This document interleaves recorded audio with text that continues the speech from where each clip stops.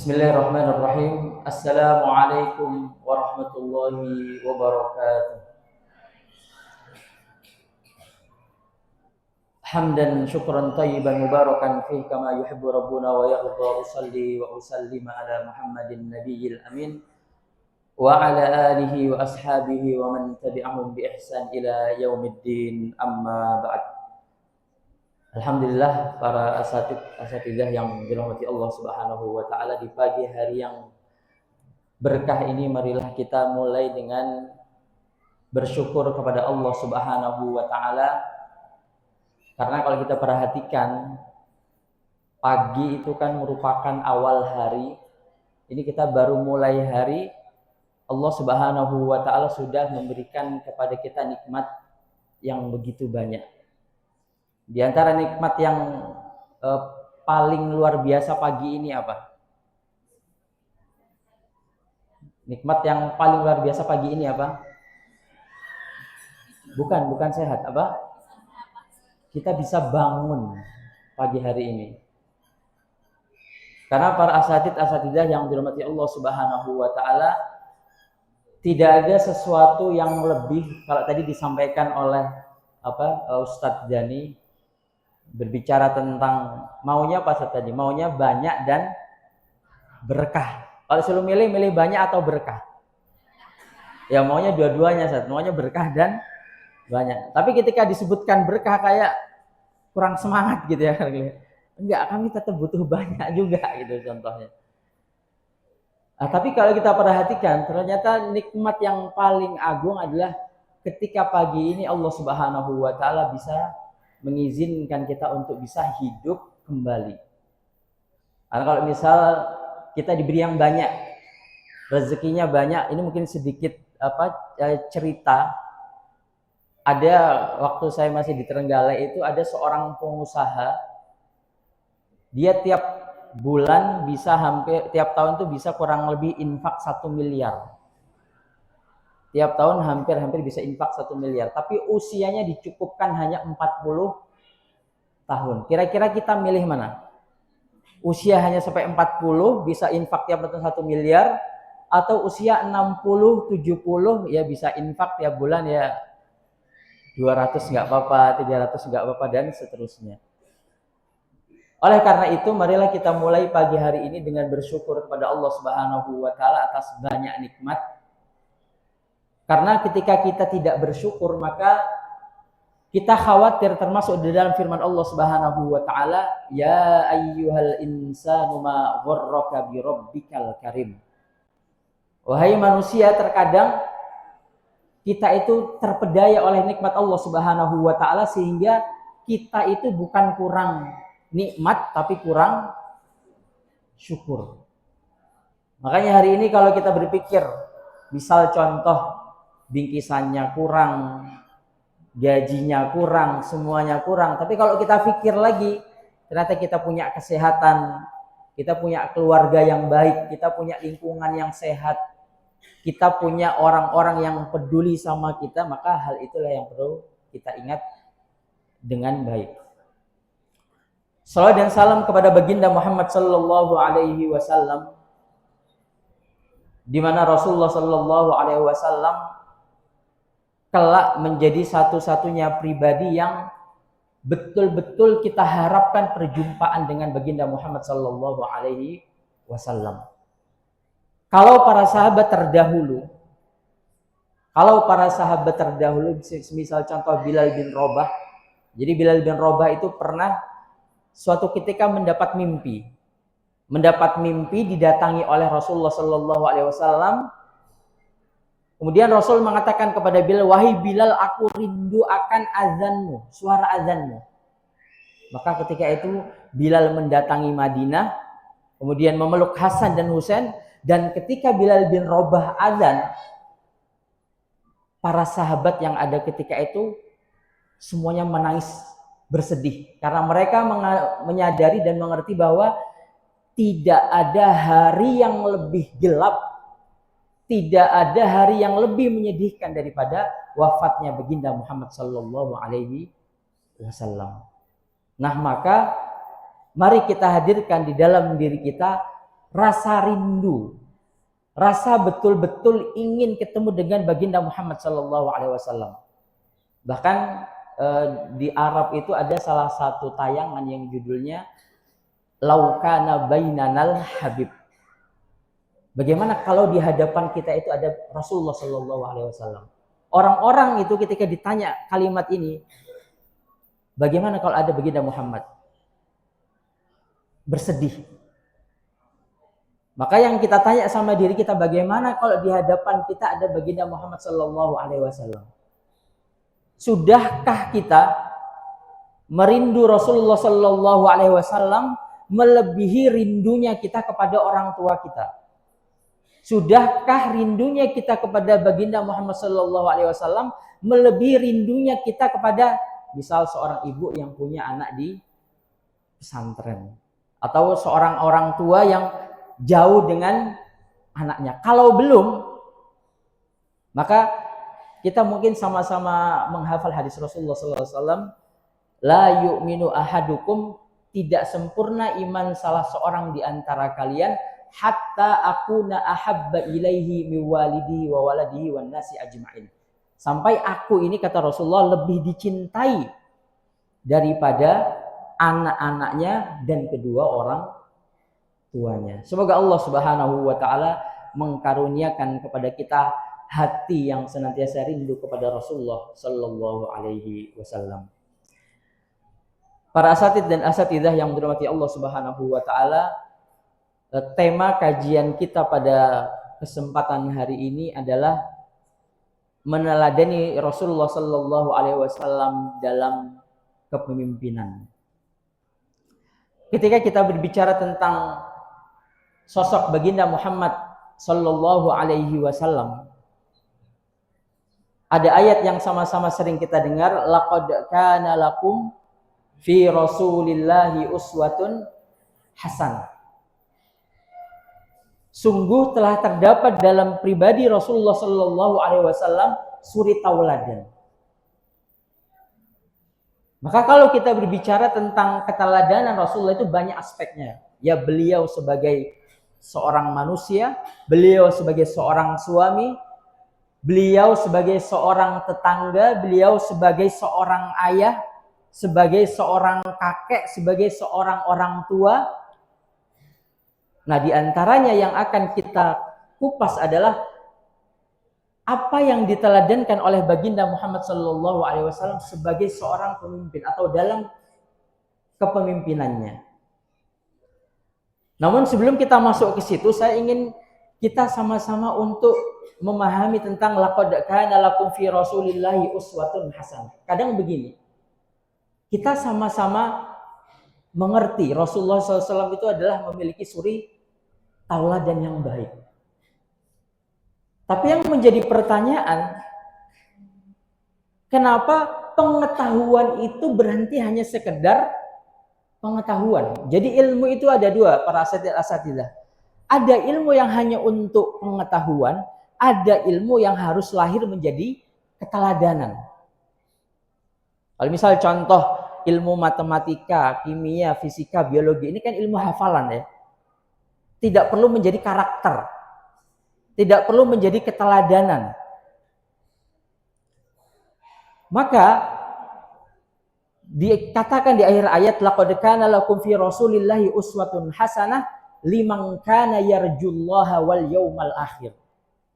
Artinya adalah keteladanan itu akan hadir di dalam diri kita kalau kita betul-betul mengharapkan Allah Subhanahu wa taala dan hari akhir.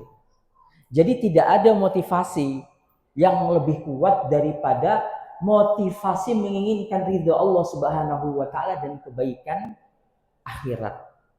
Kita itu kalau motivasinya hanya pengetahuan, termasuk misal ketika motivasinya hanya gaji, bahkan kalau kita perhatikan kemarin kita dipertontonkan bagaimana anggota Dewan Perwakilan Rakyat di Jakarta yang digaji puluhan juta, yang sehari berapa juta?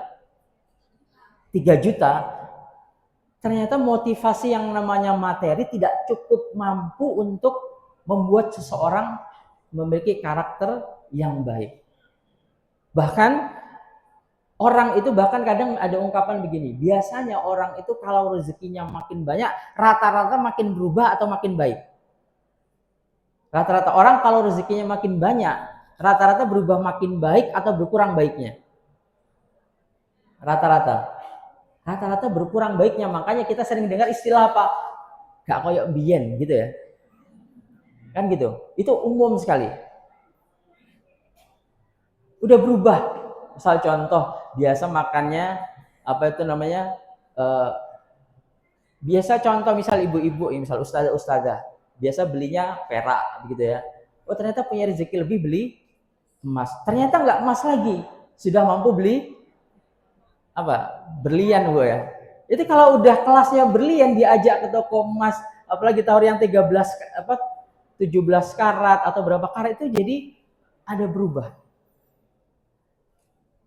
Maka ketika kita berbicara tentang keteladanan baginda Muhammad sallallahu alaihi wasallam, kata kuncinya adalah kita harus sama-sama setuju dengan membenarkan mindset bahwa apa?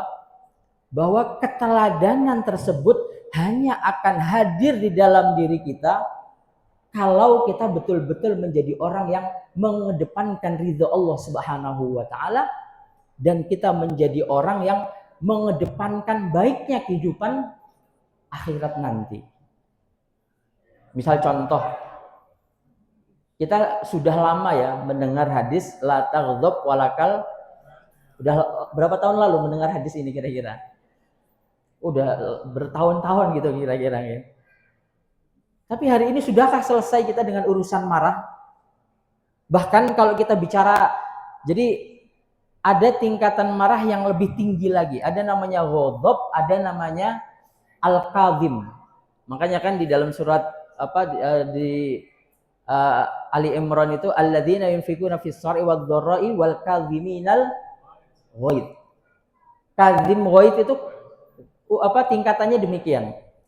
Misal contoh ketika kita marah sama teman kita itu namanya ghadab. Tapi ketika kita misal seorang atasan punya bawahan yang salah, sudah salah, apa itu namanya ngelawan, dan kita sebagai atasannya bisa jamites gitu ya, dicabut SK-nya, dicukupkan. Kita punya kemampuan marah pada orang yang dia salah dan kita betul dan kita punya kemampuan. Nah, kalau kita bisa menahan hal tersebut, maka termasuk di dalam yang ayat tadi. Maka kalau kita lihat, misal contoh kita sama-sama tahu ya, yang namanya marah itu tidak ada baiknya sama sekali. Bahkan orang tuh kalau terbiasa bisa mengelola marah, insya Allah akan awet muda. Penyakit-penyakit yang berat-berat itu insya Allah tidak akan muncul. Dan orang yang bisa mengelola marah, saya yakin pasti lebih bahagia daripada orang lain. Maka dari bab marah ini, kalau kita contoh, kenapa kok kita masih belum bisa merubah? Karena kita belum mengutamakan yang namanya ridha Allah Subhanahu wa taala, karena kita tidak mengistimewakan bagaimana kehidupan akhirat nanti untuk menjadi lebih baik. Kemudian ada kaidah yang disampaikan oleh para ulama, kalau kita betul-betul mencintai Rasulullah, in kana hubbuka shadiqan la ata'tah. Innal muhibba lima yuhibbu muti'. Misal seorang suami yang cinta kepada istrinya, atau istri yang sayang kepada suaminya, atau seorang ibu yang sayang kepada anaknya, pasti membutuhkan yang namanya pembuktian. Misal seorang istri sayang sama suaminya tapi jarang masak, bisa nggak dikatakan dia sayang? Nggak bisa ya, gitu loh. Nggak bisa. Oh bisa ya. Tapi begini, jarang masak, boleh jarang masak tapi jangan karena malas gitu ya. Begitu. Boleh jarang masak tapi jangan karena malas. Atau misal seorang suami mengatakan saya sayang kepada istri tapi jatah bulanan hanya 1/10, bisa nggak dikatakan sayang?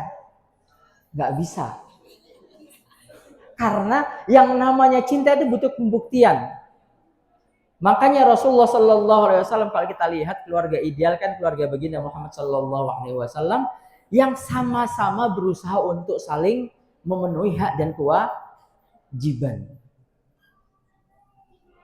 Nah, maka begitu juga cinta kita kepada baginda Muhammad sallallahu alaihi wasallam, dikatakan kalau betul cinta kita kepada baginda Muhammad sallallahu alaihi wasallam, maka kita perlu taat kepada apa yang beliau teladankan dan taat pada apa yang beliau contohkan. Nah, maka para asatidzah dan asatidzah yang dirahmati Allah Subhanahu wa taala, hal ini dulu yang harus kita tata. Agar apa? Ketika nanti kita membahas bagaimana keteladanan dalam kepemimpinan Rasulullah sallallahu alaihi wasallam, ini tidak hanya menjadi apa? Pengetahuan saja. Tapi ini menjadi sesuatu yang betul-betul kita upayakan hadir di dalam diri kita. Terlebih hari ini asatidz dan asatidzah berada di dalam sebuah lembaga. Sehingga apa? Sebuah lembaga yang begitu erat. Bagaimana Pak? Budaya kepemimpinan itu harus terbangun dengan baik. Oleh karena itu nanti akan kita kupas bagaimana Rasulullah Shallallahu Alaihi Wasallam mencontohkan, bagaimana Al-Quran itu juga menyebutkan, sebagaimana tadi disampaikan oleh apa itu namanya Ustadz Dani tadi, diadakan survei saja tadi ya. Harapannya nilainya A. Oh tapi kok ada yang D. Nah, maka bagaimana menyikapinya? Maka para asatidzah, saya ingin memulai bagaimana kepemimpinan dan keteladanan dalam kepemimpinan Rasulullah Sallallahu Alaihi Wasallam. Yang pertama itu dimulai dengan bagaimana Rasulullah Sallallahu Alaihi Wasallam itu adalah apa? Mengerti bagaimana meletakkan potensi para sahabatnya. Makanya Rasulullah SAW pernah bersabda dalam hadisnya, "Idza wussidal amru ila ghairi ahlihi fantadhiris sa'ah." Kalau orang itu tidak diberikan posisi, tidak diberikan amanah sebagaimana mestinya, maka tunggulah saja kehancuran. Atau kita sama-sama mengerti tentang ada sebuah adigium ya, ada istilah apa? The right man in the right place. Maka keteladanan dari baginda Muhammad SAW yang harus kita ambil yang pertama adalah bagaimana seorang pemimpin itu mengerti potensi anggotanya. Mengerti potensi anggotanya dan mampu meletakkannya di pos-pos yang memang sesuai dengannya. Makanya kalau kita lihat Rasulullah Shallallahu Alaihi Wasallam dahulu membagi para sahabat. Ada yang bagian perang, kemudian Bilal sebagai bagian azan, kemudian ada Mu'adz bin Jabal yang diutus oleh Rasulullah Shallallahu Alaihi Wasallam ke Yaman. Kemudian ada para sahabat lagi yang dipilih untuk berada di garda terdepan. Kemudian ada yang bagian perang, ada yang sebagai panglima. Dan kalau kita perhatikan para asatidzah yang dirahmati Allah Subhanahu wa taala, melihat potensi anggota ini termasuk kita sebagai guru, sebagai pengajar, sebagai ustadz dan ustadzah, menjadi penting juga bagi kita Pak, di antara kalau kita perhatikan, di antara sebab faktor keberhasilan dalam proses transformasi pendidikan adalah ketika kita bisa mapping, mengerti tentang bagaimana peserta didik kita. Bagaimana kita mengerti bagaimana siswa si A, bagaimana siswa si B, bagaimana treatment yang diberikan, bagaimana perlakuannya. Makanya Rasulullah Shallallahu Alaihi Wasallam dalam hadisnya ketika berbicara tentang masalah kepemimpinan, beliau mengingatkan, kullukum ra'in wa kullukum mas'ulun an ra'iyatihi. Maka ini dimulai dari bagaimana masing-masing kita ini merasa apa? Bahwa kita ini dalam versi terkecil diri kita, dalam versi tersempit diri kita, masing-masing kita ini punya tanggung jawab kepemimpinan. Dan itu dimulai dari apa? Menjadi orang yang merasa bertanggung jawab atas apapun yang diberikan. Maka saya masih ingat ketika di Mesir dulu sering diingatkan, ada istilah jadilah rajulun muhtaram. Rajulun muhtaram itu adalah mari kita menjadi orang-orang terhormat. Orang terhormat itu adalah apa? Orang yang bisa menghormati aturan. Orang yang mengerti akan tanggung jawabnya, orang yang bisa menuntaskan akan amanah yang diberikan. Nah, maka keteladanan yang bisa kita ambil dari baginda Muhammad SAW yang pertama adalah bagaimana Rasulullah SAW betul-betul teliti ketika hendak memberikan amanah kepada para sahabatnya. Karena kita bisa bayangkan, misal seseorang yang tidak termasuk begini, jangan ada yang namanya memaksakan sebelum waktunya atau memaksakan yang tidak semestinya. Nah, termasuk begini, bukan budaya kepemimpinan yang baik ketika apa? Ketika menuntut harus tuntas, harus benar, padahal kita mengerti yang bersangkutan punya kapasitas yang terbatas. Karena nanti makanya terkadang begini. Makanya secara umum kalau kita lihat kepemimpinan Rasulullah SAW itu adalah kepemimpinan yang sehat. Kepemimpinan yang tidak dikomplain. Kepemimpinan yang egaliter, kepemimpinan yang equal, kepemimpinan yang memberikan ruang, bukan kepemimpinan yang menutup, yang membungkam. Makanya nanti salah satu aspek kepemimpinan yang dicontohkan oleh Rasulullah SAW, mungkin kita langsung lompat adalah kalau kita tahu peristiwa Uhud.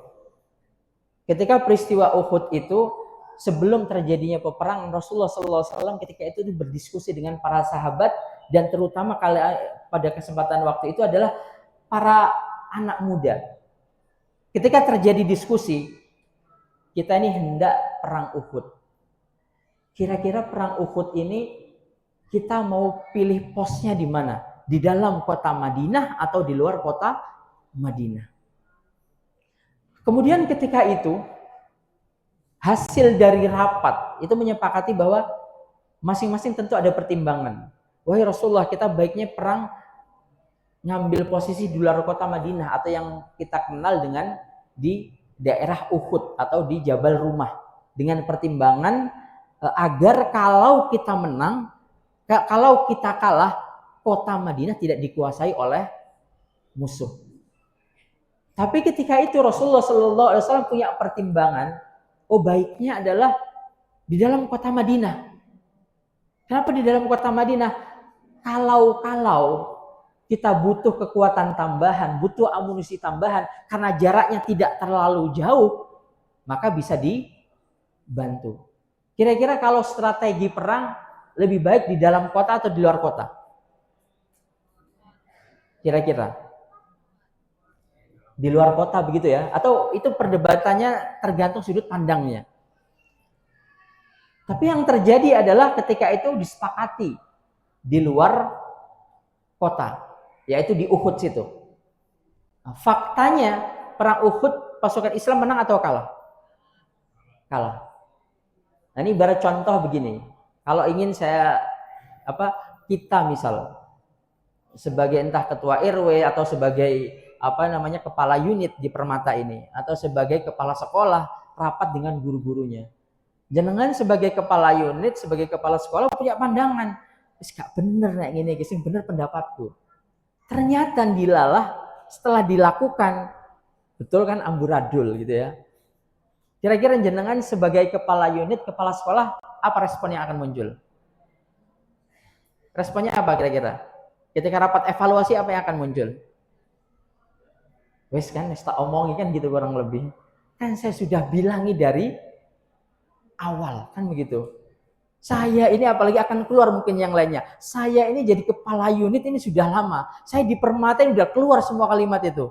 Saya mengerti bagaimana kondisi Permata.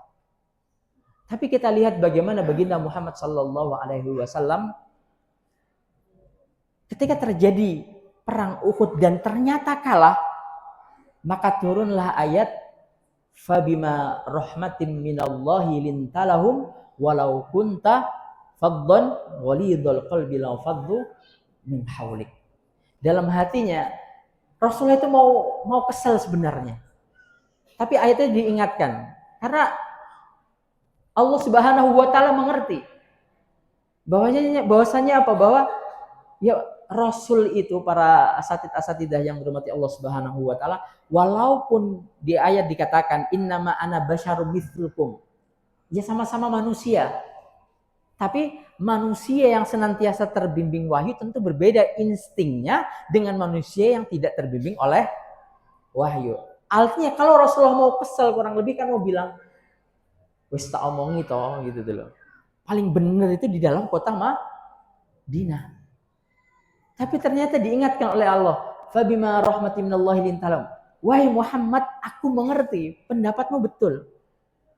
Tapi kalau engkau tidak berlemah lembut, tapi kalau engkau tidak berhati yang baik, menggunakan energi untuk marah-marah.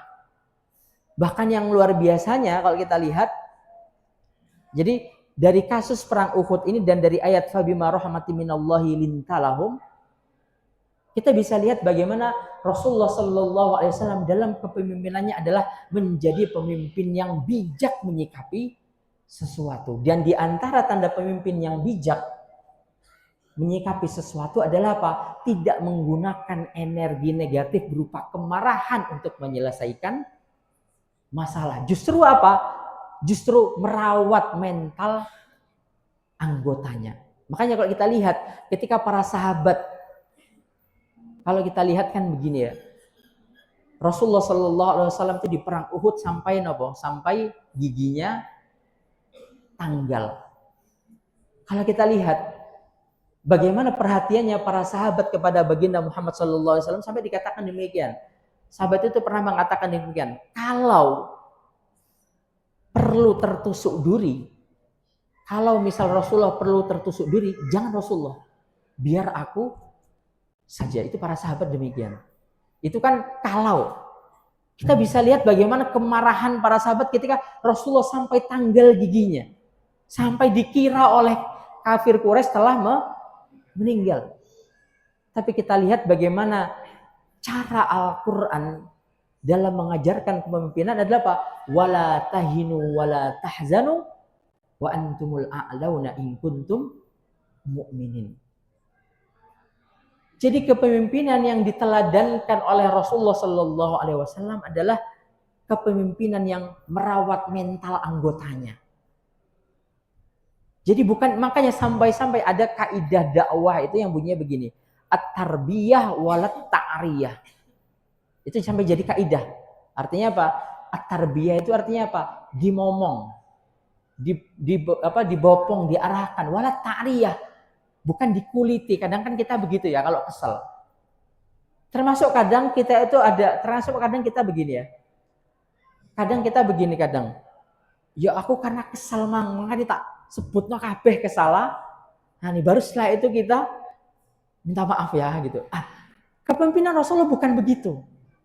Kepemimpinan Rasulullah Shallallahu Alaihi Wasallam tidak perlu menyebutkan aibnya dengan alasan marah, dengan alasan kesal. Kadang kita itu kan demikian ya, marah dulu, gebrak meja dulu. Termasuk Rasulullah Shallallahu Alaihi Wasallam itu kalau kita lihat di antara pola kepemimpinannya adalah apa? Tidak pernah menggebrak meja, tidak pernah menutup pintu dengan keras. Dan para asatidah yang dirahmati Allah Subhanahu wa taala, kalau mungkin kita mengatakan Ustaz, ya kayaknya saya di Permata ini hanya sebagai aja, Ustaz, ya guru biasa aja yang nggak jadi kepala unit, yang nggak jadi ini. Kayaknya saya nggak butuh tentang pembelajaran kepemimpinan tersebut. Tidak. Karena apa? Ketika seorang ibu ya menjadi pemimpin di rumah bagi anak-anaknya, menjadi contoh teladan juga bagi keluarganya. Kalau kita lihat para asatidah yang dirahmati Allah Subhanahu wa taala, tidak ada manusia yang bebannya lebih berat daripada Rasulullah Sallallahu Alaihi Wasallam. Tapi dikatakan dalam riwayat, ma dzaraba Rasulullah Sallallahu Alaihi Wasallam ahadan qad biyadihi illa fi sabilillah. Jadi Rasulullah itu tidak pernah ibarat kata apa? Menyikapi sesuatu makai tangan kecuali di medan jihad. Padahal kalau kita bicara sumpeknya Rasulullah, sesumpek-sumpeknya kita urusan apa BPJS, sesumpek-sumpeknya kita urusan RPP. Saya kadang dengar begitu saat, waduh, jadi guru ini kadang beban anunya terlalu berat. Udah gitu masih ada tuntutan online, tuntutan RPP, tuntutan yang walas katanya ribet ya saja, walas. Gitu. Tapi yang perlu kita perhatikan, terkadang begini, kalau kita mau menjadi pribadi yang tertempa baik, pribadi yang tertempa baik itu adalah pribadi ketika dia banyak mendapat tekanan. Ketika semakin banyak tekanan kepada kita, dan kita bisa mengelolanya dengan baik, tidak menggunakan emosi bijak menghadapinya, maka itulah keteladanan yang ingin kita ambil dari baginda Muhammad SAW.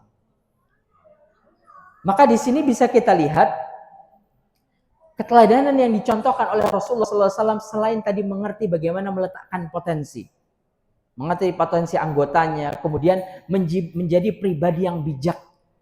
Artinya kadang kita itu perlu bijaksana. Yang sering terjadi adalah bijaksini ya. Yang terjadi kadang bijaksini gitu. Karena sumpek, dan kadang yang kita salahkan itu apa? Tugas yang terlalu banyak gitu. Padahal kalau kita perhatikan para asatidz dan asatidzah yang dirahmati Allah Subhanahu wa taala, sepertinya begini ya, beban apa itu namanya kerja di IT itu lebih berat daripada di swasta dan negeri, iya atau tidak? Iya, sepertinya begitu ya. Beban kerja di IT lebih berat daripada di swasta yang lain. Tapi faktanya ternyata anak-anak didik terbaik itu ya terbaik kognitifnya, karakternya, ilmunya, semuanya itu ada di lembaga IT, ya atau tidak? Iya. Maka para asatidzah yang dirahmati Allah Subhanahu wa taala, kalau kan kita kadang para guru ini, karena saya juga pengajar juga ya, saya guru juga, kadang kita sering dimotivasi dengan apa? Pahlawan tanpa tanda, padahal butuh jasa gitu. Hakikatnya butuh jasa. Saya mungkin sedikit cerita. Ternyata apa itu namanya, saya dulu waktu kuliah di Mesir, ternyata teman-teman negara tetangga kita, Malaysia, Singapura, Brunei, itu pengajar itu luar biasa.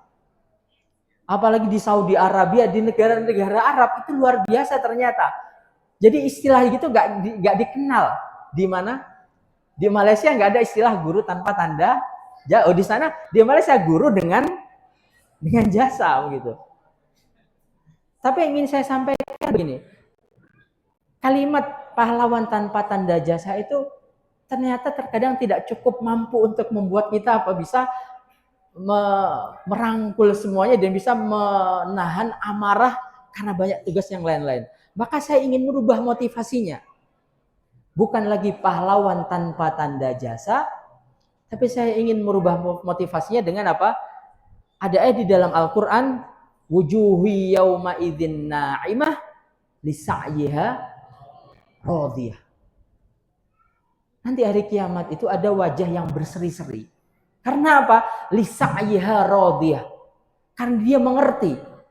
Ketika di dunia, ketika sebagai guru, dengan segala keterbatasan, dengan banyaknya amanah, dia tahu yang aku lakukan ini adalah untuk mendidik generasi. Yang aku lakukan ini, bahkan kalau kita lihat para asatidzah yang dirahmati Allah Subhanahu wa taala, guru itu di antara pekerjaan yang jariahnya besar sekali. Bahkan kalau kita bandingkan sama pekerjaan-pekerjaan lain, pekerjaan sebagai guru itu adalah pekerjaan yang potensi jariahnya besar sekali.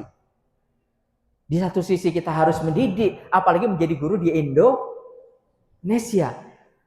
Kalau kita nunggu yang namanya PPG, ini sudah PPG semua Pak buatan saat ini ya. Nunggu PPG Daljab itu kan lama sekali.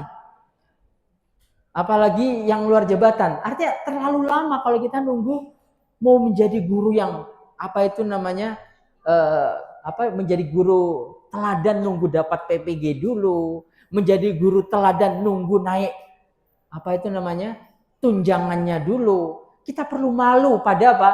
Ki Hajar Dewantara, kita perlu malu pada Ki Haji Hasim Asy'ari, perlu malu pada Ki Haji Ahmad Dahlan. Kita termasuk perlu malu kepada para sahabat, para ulama terdahulu yang mereka ketika mengajar, bahkan kita perlu malu kepada Nabiullah Ibrahim alaihi salam, kepada Nabiullah Nuh alaihi salam yang berdakwah 9,5 abad lamanya, dan ketika ditanya tentang gaji beliau menjawabnya apa? In ajriya illa Allah. Pahalaku kembali kepada Allah Subhanahu wa taala. Nah, maka para asatidah yang dirahmati Allah Subhanahu wa taala, menjadi seorang pemimpin itu yaitu adalah apa? Kita juga menjadi orang yang merawat mental anggota kita. Ketika sebagai guru kita merawat mental anak didik kita. Jangan terkadang muncul, kadang begini ya, yang muncul. Apa itu namanya? Mendapat kafalahnya tidak seberapa kok diminta effort yang maksimal. Kalau kita berpikirnya demikian, berarti kita baru berpikir tentang dimensi dunia saja. Kita baru berpikir tentang untung dan rugi. Padahal saya yakin, walaupun digaji berkali-kali lipat, belum tentu kita bisa mengeluarkan potensi terbaik kita. Makanya kembali ke tadi, laqad kana lakum fi rasulillahi uswatun hasanah liman kana yarjullaha wal yaumal akhir. Makanya keteladanan dalam pribadi baginda Rasulullah, kita akan menjadi pemimpin yang mengerti bagaimana meletakkan potensi masing-masing secara baik. Itu akan terjadi ketika betul motivasi kita. Kita akan menjadi orang yang bijak dalam memimpin ketika juga kita mengerti urusan saya menjadi orang bijak ini bukan buat sanjungan, tapi saya punya tanggung jawab kepada Allah Subhanahu wa ta'ala. Dan ketika kita menjadi seorang pemimpin yang merawat mental anggotanya, membesarkan hati anggotanya, bukan mengecilkan atau bahkan mematikan atau bahkan mengkebiri, itu hanya akan terjadi ketika betul-betul kita melakukan semuanya motivasinya adalah kepada karena Allah Subhanahu wa ta'ala. Kemudian keteladanan kepemimpinan yang diajarkan oleh Rasulullah SAW. Nah, pemimpin itu harus punya karakter apa? Bisa bicara, bisa mengarahkan. Nah, jadi kalau kita menjadi seorang pemimpin harus memang banyak bercakap, banyak berbicara.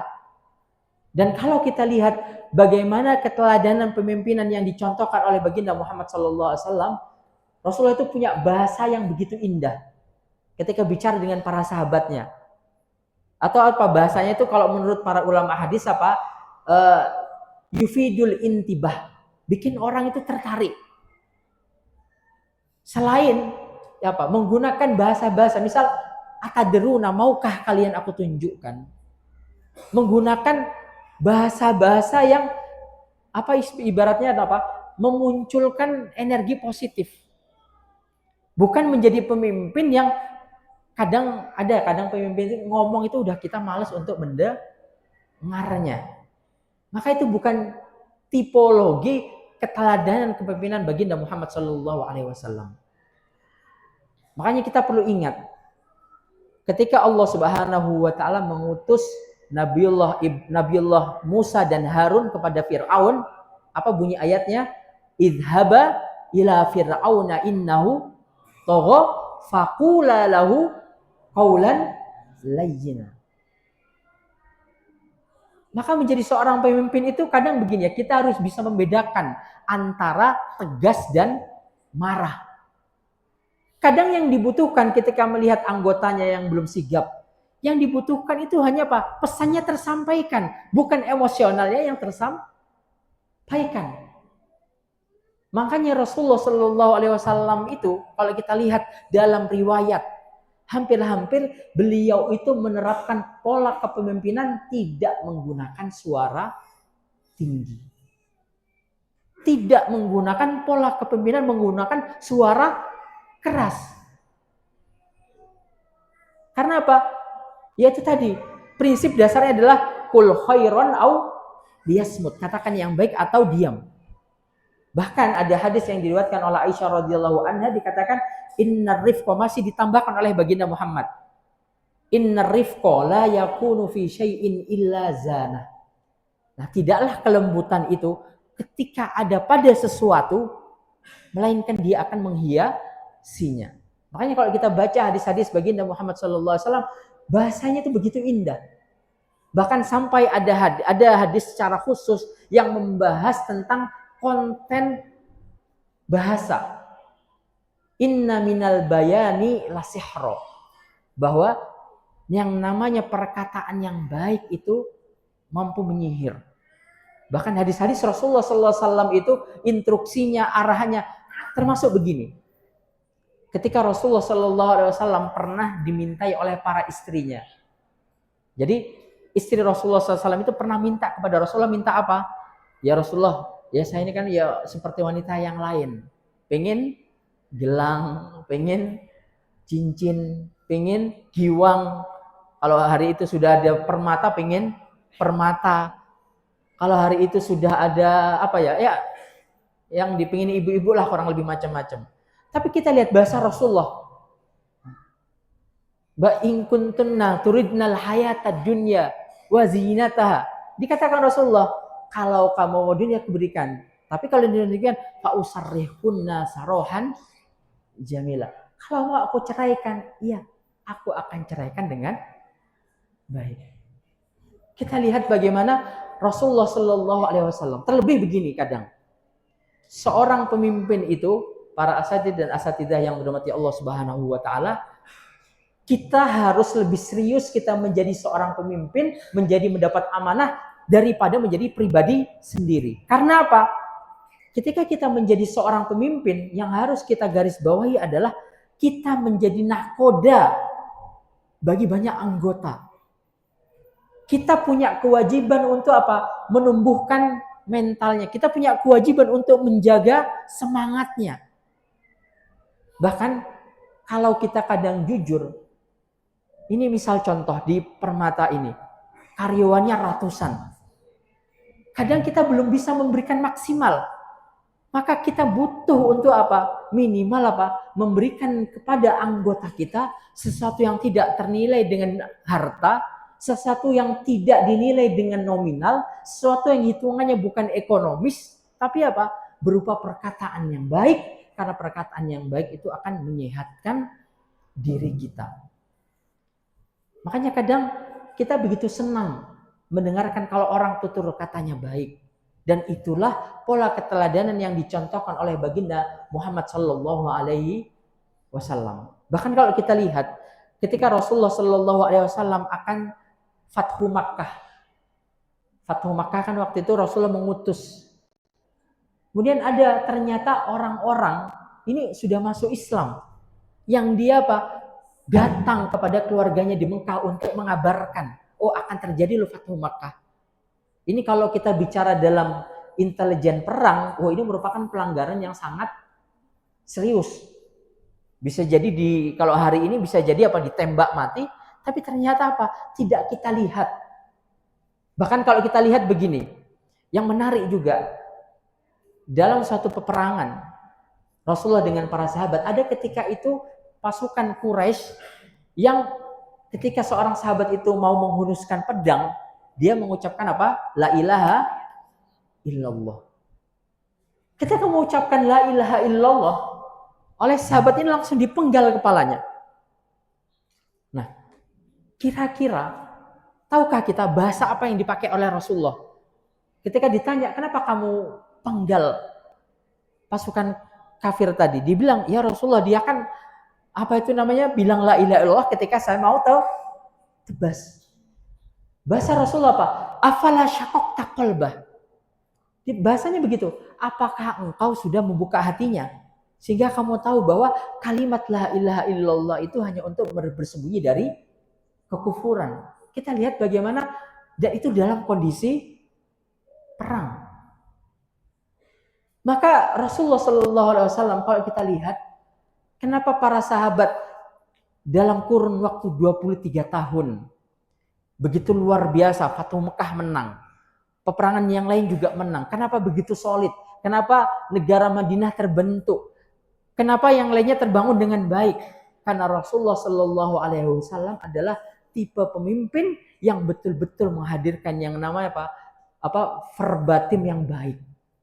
Karena beliau bisa memisahkan yang dibutuhkan oleh anggota yang belum maksimal melakukan kinerjanya adalah arahan, bukan kemarahan. Itu diantara keteladanan yang dicontohkan oleh baginda Muhammad Sallallahu Alaihi Wasallam. Kemudian diantara juga pola kepemimpinan yang diajarkan oleh baginda Muhammad Sallallahu Alaihi Wasallam yang juga disebutkan oleh Al-Quran adalah beliau membentuk pribadi-pribadi yang taat akan aturan. Maka tadi menjadi penting yang disampaikan oleh Ustadz Dani, artinya adalah apa? Ini membahas yang sebelumnya. Salah satu contoh karakteristik kepemimpinan baginda Muhammad SAW adalah menghadirkan yang namanya syuro. Kalau kita tahu Rasulullah Shallallahu Alaihi Wasallam itu adalah seorang rasul yang langsung mendapatkan wahyu dari Allah Subhanahu wa Ta'ala. Tapi ayatnya wa amruhum syuro bainahum. Wahai Muhammad, lakukanlah syuro di antara kalian. Maka tadi ketika ada polling tentang apa yang disampaikan, bolehkah kita memberi jawaban D? Boleh. Kalau E ada, boleh juga E. Kalau Z ada juga boleh. Karena itu bagian dari bagaimana budaya syuro harus dibangun. Tapi yang harus kita sama-sama mengerti, ada kaidah hukmul hakim yarfa'ul khilaf. Keputusan hakim atau dalam konteks lembaga ini adalah yayasan. Kalau sudah ada keputusan dari yayasan, yarfa'ul khilaf. Maka sikapnya adalah sami'na wa ata'na. Kita perlu mengambil keteladanan dari baginda Muhammad Sallallahu Alaihi Wasallam. Ketika mau perang Uhud, Rasulullah itu punya pendapat pribadi, ya baiknya di dalam kota Madinah. Tapi karena syuronya mengatakan di luar kota Madinah, yaitu di Uhud, ya udah mengikuti. Kalau kita tahu apa pelajaran, karakter apa yang kita pelajari dalam menyikapi syuro, yaitu karakter untuk menjadi pribadi-pribadi yang taat kepada aturan, menjadi pribadi-pribadi yang tertib. Makanya ada ayat innallaha yuhibbul ladzina yuqatiluna fi sabilihi shaffa ka'annahum bunyanun marsus. Kepemimpinan itu para asatid dan asatidah yang dirahmati Allah Subhanahu wa Ta'ala tidak akan pernah terjadi dengan baik. Mau punya pemimpin sebaik apapun, kalau tidak punya anggota yang baik, maka tidak akan terjadi kepemimpinan yang baik. Itulah yang pernah dikatakan oleh Ali radhiyallahu anhu ketika diprotes oleh orang, kenapa kok masa kepemimpinanmu tidak seperti masanya Abu Bakar? Kenapa kok tidak seperti masanya Umar yang ekspansi kemana-mana? Kenapa kok pada masamu kok banyak huru-hara, bahkan terjadi fitnah? Dijawab oleh Ali radhiyallahu anhu, karena apa? Karena rakyatnya sekarang seperti engkau yang bertanya. Nah, begitu. Artinya ingin saya sampaikan, kepemimpinan itu saling berkaitan. Bukan hanya tentang pemimpin yang baik, tapi juga tentang anggota yang baik. Makanya, apa itu namanya? Di sini ingin kami garis bawahi, ingin saya garis bawahi, ada ayat innallaha yuhibbul ladzina yuqatiluna fi sabilihi shaffa. Kita perlu menjadi pribadi-pribadi yang sami'na wa ata'na. Gak mungkin semua kita menjadi pemimpin. Kadang kita perlu menjadi yang dipimpin. Dan itu ada ibadah tersendiri. Kita sepakat atau tidak. Terkadang jujur lebih susah dipimpin daripada mimpin. Karena ada yang namanya ego. Makanya karena ada yang namanya ego, makanya ada hadis Rasulullah, la yu'minu ahadukum hatta yakuna hawahu tabi'an lima ji'tu bihi. Tidak sempurna iman di antara kalian sampai egonya mengikuti apa-apa yang menjadi ketentuan Allah dan Rasulnya. Makanya kalau perlu mungkin sesekali ada PBB gitu ya, pelatihan baris berbaris, karena itu melatih itu nanti. Termasuk begini, kalau kita diarahkan, misal tadi alhamdulillah kan diarahkan oleh MC-nya maju ke depan, maju gitu ya. Harus mudah, maju tertib, antri juga antri. Jilbabnya warna merah gitu. Jilbabnya warna hijau, tidak perlu inisiatif sendiri. Karena apa? Itu bagian dari kita ingin membangun bagaimana tercipta barisan yang baik, barisan yang tertib. Maka keteladanan kepemimpinan yang diajarkan oleh baginda Muhammad sallallahu alaihi wasallam adalah keteladanan yang mengharuskan kita menjadi orang yang bisa diarahkan, termasuk tidak menjadi begitu penting.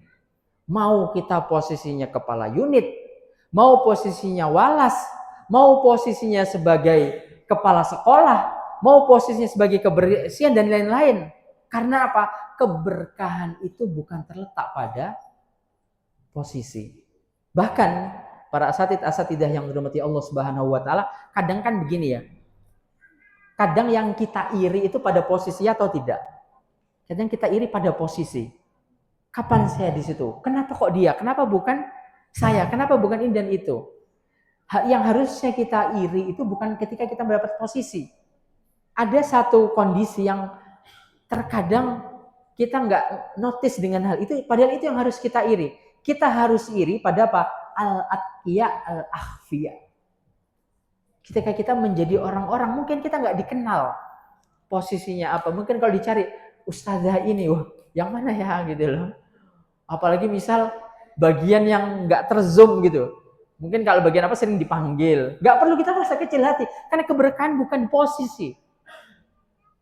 Bahkan kalau kita lihat, ketika Allah mengatakan radhiyallahu anhum wa radu an kepada para sahabat.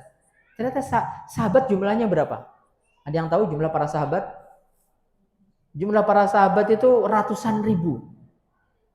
Enggak ratusan ribu, ribuan. Jumlah para sahabat itu ribuan. Atau nabi. Jumlah nabi itu 120 ribu. Ternyata untuk menjadi kekasih Allah nggak perlu namanya dikenal sebagai Nabiullah Musa alaihissalam, tapi punya kedudukan yang sama di hadapan Allah Subhanahu wa taala. Nah, maka karakter bisa ditertibkan, karakter rapi berbaris, itu ibadah tersendiri. Makanya Ibnu Taimiyah rahimahullah ketika beliau mendefinisikan tentang makna ibadah, kullu ma yuhibbullahu wa yarda. Semua yang Allah cintai, dan ayat tentang bisa berbaris itu tadi adalah apa? Innallaha yuhibbul ladzina yuqatiluna fi sabilihi saffan ka'annahum bunyanum marsus. Kemudian para asatidah yang dirahmati Allah Subhanahu wa taala, keteladanan yang kepemimpinan yang dicontohkan oleh Rasulullah sallallahu alaihi wasallam adalah kepemimpinan yang visioner. Artinya adalah apa visioner? Punya jangkauan ke depan. Kalau kita lihat di dalam ayatnya, ada ayat apa? Ghulibatir Rum. Kalau kita bicara, artinya ketika ayat kita yang hari ini sudah pernah ke Mekah ataupun ke Madinah, misal kita ke Mekah, sampai hari ini Mekah itu kalau musim panas ya rasanya panas sekali. Kalau musim haji kemarin, misal contoh yang pulang dari haji, pasti apa? Batuk, pilek, kulitnya agak berbeda kan begitu kan? Berangkat cerah, balik sudah agak ini. Kita bayangkan bagaimana Mekah di tahun 571 Masehi.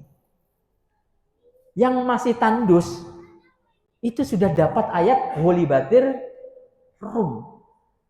Ibarat contoh, kalau kita Indonesia hari ini, kita mau mengalahkan Rusia dan Amerika. Pasti kita kayak, ini sudah sadar atau belum gitu loh. Kadon. Kita nih ya, kalau perang lawan Singapura menang atau kalah? Kalau menangnya pakai otot kita menang ya. Kalau perang sama Singapura pakai otot kita menang, tapi kalau pakai alutsista kalah. Karena alat-alat perang kita banyak yang bekas. Jadi jangan kejauhan ke Amerika sama Rusia gitu tuh. Sama Malaysia ini aja sudah kalah.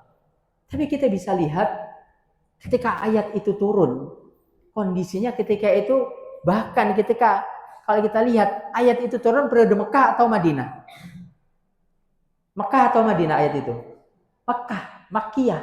Karena Madinah itu kan punya karakteristik apa? Syariat. Tapi karakter Mekah itu karakter mindset. Karakter penguatan keyakinan. Maka kita bisa lihat baru gampangannya apa ya? Mau perang aja belum diizinkan karena masih belum kuat. Sudah turun ayat tentang Romawi. Maka pemimpin itu harus punya visi. Harus punya gagasan. Mau dikemanakan lembaga ini, mau dibaguskan seperti apa, atau kalau kita bisa bicara apa, harus punya QC, quality control yang ketat, yang baik. Bukan dalam rangka untuk mempersulit kinerja, tapi dalam rangka untuk mengevaluasi kinerja itu tadi. Kenapa perlu demikian? Seorang pemimpin itu harus visioner. Dan kalau kita perhatikan, itu jugalah kepemimpinan itu juga yang dicontohkan oleh Umar ibn al-Khattab radhiyallahu anhu. Makanya di masa Umar ibn al-Khattab radhiyallahu anhu terjadi ekspansi besar-besaran. Islam itu sampai ke Mesir di zaman Umar bin Khattab. Terjadi perapian birokrasi di zaman Umar bin Khattab. Makanya kalau kita lihat kepemimpinan dalam Islam masa kekhilafahan makin waktu makin berkembang. Karena apa? Seorang pemimpin itu harus punya visi yang jauh. Karena apa? Yang sedang, apalagi kita di lembaga pendidikan itu harus sifatnya apa? Dinamis. Harus sifatnya bisa mengikuti perubahan. Harus sifatnya bisa apa? Adaptif. Apa yang dilakukan sekitarnya, apa yang dilakukan oleh lingkungannya, apa yang terjadi di perubahan zaman, maka juga harus mengikuti. Dan kemudian juga di antara keteladanan yang dicontohkan oleh baginda Muhammad sallallahu alaihi wasallam adalah, nah ini yang juga menjadi penting ketika Allah mengatakan dalam ayatnya dalam Al-Qur'an, Muhammadur Rasulullah walladzina ma'ahu asyidda'u 'alal kuffar ruhama'u bainahum. Jadi kepemimpinan yang baik adalah kepemimpinan yang membangun teamwork yang baik. Mempersedikit gesekan. Makanya gini ya, ada doa, Rabbana la taj'al fi qulubina ghillal lil ladzina amanu. Doa ini kita baca itu bukan hanya untuk dibaca. Doa ini kita baca untuk bagaimana menghadirkan di dalam hati kita, terlebih kalau kita di sebuah lembaga ruhama'u bainahum. Apa yang dimaksud dengan ruhama'u bainahum? Yaitu apa? Terjadi sinergitas di antara kita. Bahkan Rasulullah SAW memberikan contoh yang lebih serius. Bukan hanya sinergitas. Makanya kalau kita lihat terjadinya persaudaraan Ansor dan Muhajirin, itu merupakan bentuk sinergitas paling purna. Kita bisa bayangkan Ansor dan Muhajirin itu belum lama. Ini Permata sudah berapa tahun nggih Permata ini? 25 tahun. Saya yakin pertemanan jenengan dengan ustadzah yang ada di sini jauh lebih lama daripada pertemanan Ansor dan Muhajirin. Tapi yang harus kita perbaiki adalah kenapa kok Ansor dan Muhajirin ini belum lama loh. Belum lama. Tapi di tahap apa? Lemahnya dikekno. Hartanya diberikan. Bahkan apa? Istrinya diberikan. Bahkan istrinya itu boleh milih. Silakan pilih. Mana yang mau diinginkan. Itu di fase itu ya. Maka artinya para asatidz dan asatidzah yang dirahmati Allah Subhanahu wa taala, dan termasuk begini ya. Kalau kita bisa bicara sahabat Rasulullah Sallallahu Alaihi Wasallam, jalur Ansor Muhajirin saja sudah cukup untuk masuk surga. Makanya kenapa kita nggak boleh mencaci para sahabat? Makanya dikatakan dalam hadis itu, la tasubbu ashabi. Jangan pernah mencaci sahabatku. Lau anfaqa ahadukum mithla uhudin zahaban ma balagha mudda ahadihim wala nasifahu. Kalau nih kita apa itu namanya? Dikatakan kalau kita berinfak sebanyak emas segede gunung Uhud, itu tuh nggak nyampe seperapat atau apa, bahasa Jawanya lebih dari seperapat apa, tolong perapat kan agak banyak, lebih kecil lagi, itu nggak bisa nyampe menyamai itu.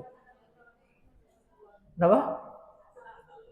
Setunggal itu loh, gitulah kurang lebihnya gitu. Artinya yang ingin saya sampaikan adalah para sahabat itu jalur ruhama ubainumnya, dan Rasul itu memberikan contoh yang paripurna. Dan ini yang menjadi penting. Ruhama ubainahum. Teamwork yang baik, soliditas yang baik, sinergitas yang baik. Maka ini yang harus kita rawat dengan sangat baik. Ketika para sahabat yang persahabatannya antar Ansor dan Muhajirin baru seumur jagung, itu saja punya kualitas yang luar biasa. 25 tahun itu kira-kira apa, Ustaz? Ibarat kata kalau anak itu sudah kerja ya, atau mungkin sudah menikah. Kalau apa itu namanya, tanaman kan paling duren berapa tahun? 5 tahun sudah panen bolak-balik ini kurang lebihnya. Maka kita perlu 25 tahun ini kita hadirkan teamwork yang baik. Makanya tadi saya sampaikan di awal, apa ciri kepemimpinan Rasulullah Shallallahu Alaihi Wasallam? Ciri kepemimpinan Rasulullah SAW adalah ciri kepemimpinan yang sehat. Apa artinya sehat? Tidak ada masalah. Apa artinya tidak ada masalah? Apakah tidak terjadi konflik? Pasti terjadi. Tapi mampu memiliki manajemen konflik yang baik. Dan kalau kita pahami bersama, manajemen konflik itu akan terjadi dengan baik ketika masing-masing kita ada ruhama ubainahum. Ketika kita punya karakter mau diarahkan, ketika kita punya karakter mau dipimpin, ketika pimpinannya pura karakter, tidak mengunci pintu-pintu usulan, tapi terbuka dengan usulan. Protes boleh, protes tidak boleh, usul boleh. Nah, makanya di antara budaya yang kita munculkan adalah boleh nggak usul? Oh silahkan. Tapi kalau ada keputusan yang sudah diarahkan, sifatnya adalah ya nurut tertib. Nah begitu, misal contoh, kadang kita membudayakan kesantri begitu, kadang namanya santri kadang ada aja usulannya kan begitu, nggih. Apalagi usia SMP, SMA, boleh nggak usul? Boleh. Tapi kalau usul nggak terima, kembali kepada pasal 1, yaitu adalah tertib aturan. Nah begitu.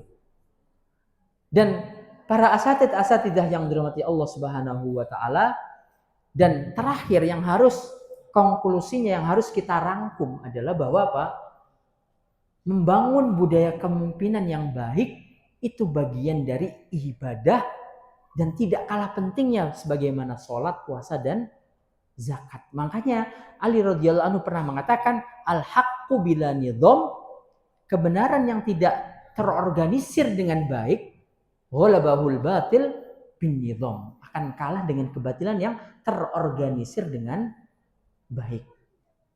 Nah maka terlebih begini ya, masing-masing kita ini terlibat langsung dengan yang namanya unsur kepemimpinan. Ya kita di sini sebagai guru, kita di sini sebagai walas, kita di sini sebagai juga wali murid, sebagai juga anggota dari yayasan, ya sebagai yayasan, ya sebagai anggota yayasan. Maka kita terlibat untuk bagaimana menciptakan budaya ini dengan baik. Terlebih begini, pertanyaan saya, Permata sudah 25 tahun. Apakah mau dicukupkan 25 tahun? Apakah mau dicukupkan 25 tahun? Tentu tidak. Tentu ingin dijadikan berapa lama? Ya kalau bisa 25 tahun ke depan, kalau bisa 25 tahun yang akan datang. Kalau kita ingin mewariskan bagaimana 25 tahun itu 25 tahun yang baik, maka dimulai dengan memberikan keteladanan. Makanya ada kaidah dalam dakwah, al-qudwah qablat dakwah. Dan kalau kita perhatikan, kenapa kepemimpinan Rasulullah Shallallahu Alaihi Wasallam itu sangat sukses? Karena beliau betul-betul meneladankan. Karena beliau betul-betul mencontohkan, makanya sampai mendapatkan sanjungan dari Allah, wa innaka la'ala khuluqin azim. Kalau kita lihat itu begini, misal contoh di kelas. Kalau kelas 6-nya tertib, kakak kelasnya tertib, mungkin nggak adik kelasnya nggak tertib? Nggak akan mungkin. Karena apa? Dia akan merasa malu. Oh iya, kakak kelas saja tertib. Bagaimana adik kelas tidak tertib? Nah maka, dan yang harus kita garis bawahi para asatidah yang dirahmati Allah Subhanahu wa taala, bahwa lembaga ini bagian dari cara kita merawat jariyah. Makanya begini, usia kita terbatas. Makanya kalau ada kaidah begini ya, ma yas'ulil fardi qad ya ma yas'ulil jamaah qad la yas'ulil fardi. Terkadang ada sesuatu yang bisa dikerjakan secara kolektif tidak akan pernah bisa dikerjakan sebesar apapun diri kita. Nah, kalau kita ingin untuk merawat ini semua agar jariah kita tetap mengalir, maka apa? Cara terbaik agar bagaimana permata 25 tahun yang akan datang sama seperti hari ini atau lebih baik, caranya adalah kita dengan mewariskan pola kepemimpinan, kita mewariskan bagaimana menjadi anggota dan mewariskan bagaimana kepemimpinan yang sehat. Dan itu dimulai dari pemimpin yang baik, anggota yang baik, dan budaya kepemimpinan yang betul-betul sehat. Dan betul-betul sehat bukan berarti tanpa masalah, tapi apa?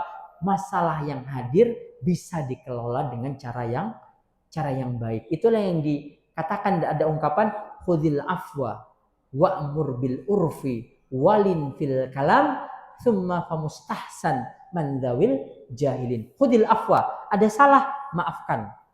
Wa'mur bil urfi, ingatkan tentang kebaikan. Nah, kemudian apa? Walin fil kalam. Tapi apa? Sampaikan dengan cara yang baik, karena cara yang baik tersebut akan membuat orang juga merasa dihargai.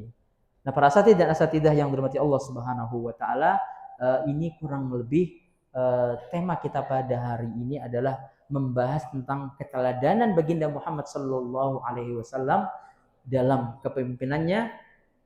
Ada berapa poin tadi kira-kira? Ada berapa poin tadi? Yang pertama apa kira-kira? Bisa disebutkan? Satu, mengenal potensi, itu menjadi penting. Yang kedua, apa? Merawat mental, bukan menjatuhkan mental. Yang ketiga, yang keempat, visioner. Yang kelima, harus apa? Pemimpin itu harus berbicara dan menjaga perkataannya. Kemudian yang selanjutnya harus apa? Menciptakan budaya yang baik, teamwork yang baik.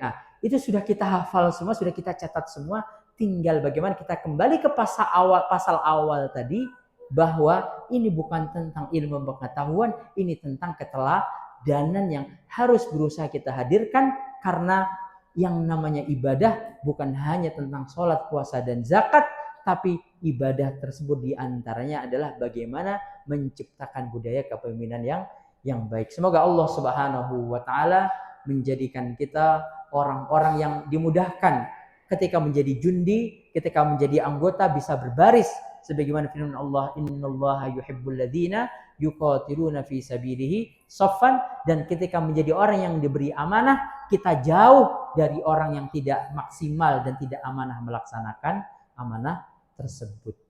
Mungkin ini yang bisa saya sampaikan. Selanjutnya saya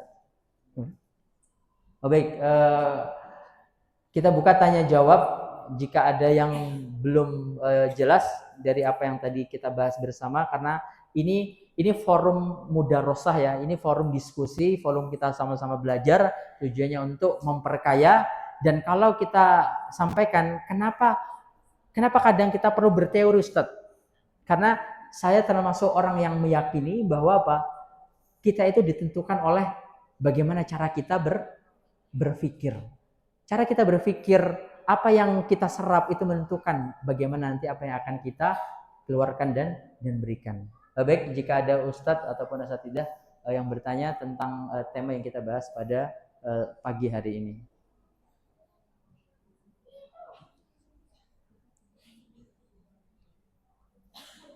Sepertinya sudah paham semua ya, gitu. Ya, baik, para asatidz dan asatidah yang dirahmati Allah Subhanahu wa taala, mari kita akhiri agenda pada pagi hari ini dengan berdoa kepada Allah Subhanahu wa taala. Semoga Allah Subhanahu wa taala mengkaruniakan kepada kita ilmu dan merezekikan kepada kita kefahaman. Kita istighfar terlebih dahulu 3 kali. Astagfirullahaladzim, astagfirullahaladzim, astagfirullahaladzim. Hamdan na'imin, hamdan syakirin, hamdan yuafi ni'amahu wa yukafi'u mazidah. Ya Rabbana lakal hamdu kama yanbaghi li jalali wajhika wa 'azimi sultanik. Ya Rabbana lakal hamdu anta qayyumus samawati wal ard. Wa lakal hamdu anta nurus samawati wal ard. Walakal hamdu anta qayyumus samawati wal ard. Antal haqq wa wa'dukal haqq wa liqa'ukal haqq wal jannatu haqq wan naru haqq.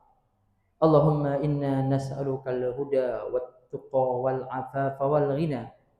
Allahumma inna nas'aluka 'aishas su'ada wa mautas syuhada wa murafaqatal anbiya wan nasra 'alal a'da. Allahumma a'inna ala dzikrika wa syukrika wa husni ibadatik. Allahumma yassir umurana kullaha ya rabbal alamin. Allahumma yassir umura muassasah Permata Kota Mojokerto ya rabbal alamin. Allahumma rzuq ahlahu wa mudarrisahu wa mudarrisatihi as-sihhah wal afiyah ya rabbal alamin. Allahumma rzuqna rizqan halalan mubarakan wa katsiran ya rabbal alamin. Allahumma barik fi amwalina wa fi auladina wa fi arzakina wa fi a'malina ya rabbal alamin. Allahumma ansur ikhwanana al-mustad'afina fi kulli makan.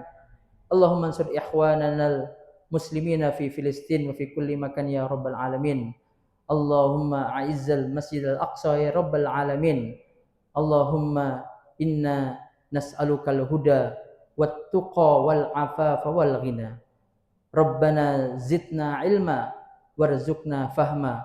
Allahumma inna na'udzubika min ilmin la yanfa' wa min qalbin la yakhsha wa min du'ain la yusma' la ya rabbal alamin.